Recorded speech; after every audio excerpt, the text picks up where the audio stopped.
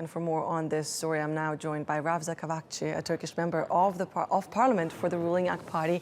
Thank you very much for joining us here in TRT World. Now, the Turkish government has promised a harsh response. What, in your opinion, would that entail? That's something we will have to wait and see. I'm not authorized to say anything right now, but what we saw was something interesting, something disappointing, and something unacceptable. When we have an EU member country, one of the founders of the EU, not allowing a minister to go to her own consulate and go speak to her own people, just like they didn't Minister Çavuşoğlu. So it's interesting as far as European values, what European values are concerned, freedom of expression, freedom of assembly. So I find it very undemocratic and I find it very, very disappointing and unacceptable. I mean, that's to put it very, very plainly, and unacceptable in a diplomatic manner, where you have a minister, a couple of days after March 8th, International Women's Day, a female minister having to deal with ordinary police officers who keep her from moving.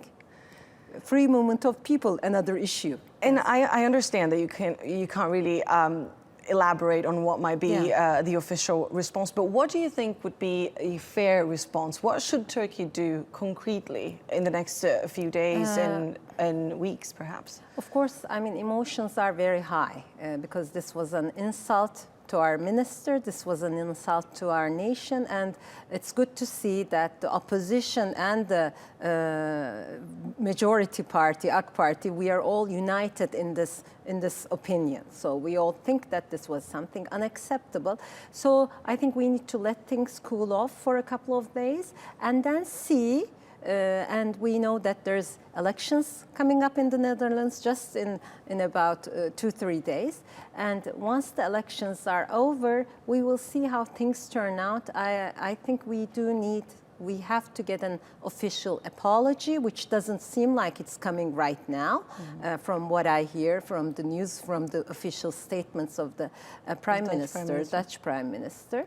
So we need to reevaluate our relations. You just touched on a very interesting point there, because certain government officials have been saying that this measure that we've seen from other European countries, it also happened in Germany and Austria, has been targeting pro-yes campaigners. So pro-yes in the referendum vote here in Turkey.